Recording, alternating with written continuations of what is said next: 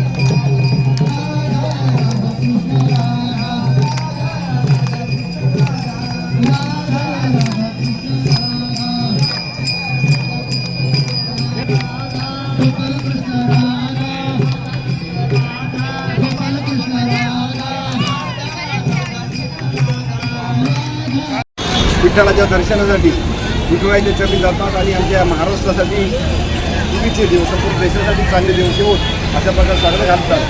आज अत्यंत उत्साहामध्ये सकाळपासून या दिल्लीला सुरुवात झाली। सकाळी 9:30 वाजल्यापासून महिला वृद्ध या दिल्लीमध्ये सामील होत आपण पाहत आहे। आम्ही जे तरंग करतो तेच आमच्या आयुष्यामध्ये निर्माण होतात। आनंदाचे डोळी आनंद तरंग अशा प्रकारचा आनंदाचा हा तरंग आम्ही संपूर्ण उल्हासनगर वासियांसाठी चालू केलेलं आहे।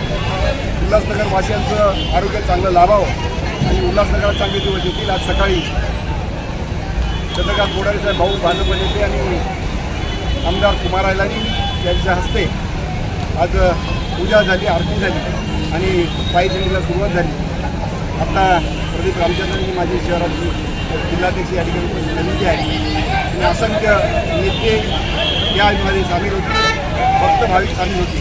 पुन्हा एकदा सर्वांना आषाढी एकादशी निमित्त हार्दिक जो संतों की भूमि है उस भूमि में आषाढ़ी एकादशी का बहुत बड़ा महत्व है और इस महत्व ये है कि सारे लोग पंढरपुर जाते हैं। जो व्यक्ति पंढरपुर नहीं जा पाते विठ्ठल का दर्शन करने के लिए वो अपने अपने स्थानों पर बड़ी संख्या में यात्रा निकालते हैं। और इस वर्ष भी आदरणीय धनंजय बोडारे जो पिछले कई वर्षों से इस परंपरा को निभा रहे हैं और यहाँ पर भगवान की आराधना करने वाले असंख्य भक्तों के साथ गाते बजाते लोगों के साथ घूमते और प्रभु के आराधना करते हुए यही आराधना करते हैं कि उल्लासनगर का जो भी बाशिंदा है उसका स्वास्थ्य हमेशा अच्छा रहे, उसकी समृद्धि बनी रहे और उल्लासनगर के ऊपर प्रभु ईश्वर भगवान की इतनी कृपा रहे कि सदा यहाँ के लोग हमेशा समृद्ध रहें और आरोग्य उनका ठीक रहे और हमेशा आध्यात्मिक रहे, लोगों के प्रति करुणा रहे, लोग आपस में प्यार से रहें। और इसी का यह एक सीता यात्रा प्रभार है कि इस दिल्ली में हजारों की संख्या में लोग भाविक यहाँ पर अपनी भावना का अपनी आराधना का प्रदर्शन कर रहे हैं। इन सभी भावकों की मनोकामना पूरे हो यही विठ्ठल के द्वार पर मैं आशा करता हूँ और आराधना करता हूँ और प्रभु से कहूँगा कि हमेशा मेरे उल्लासनगर को एक सुंदर और एक स्वच्छ और एक स्वस्थ शहर है।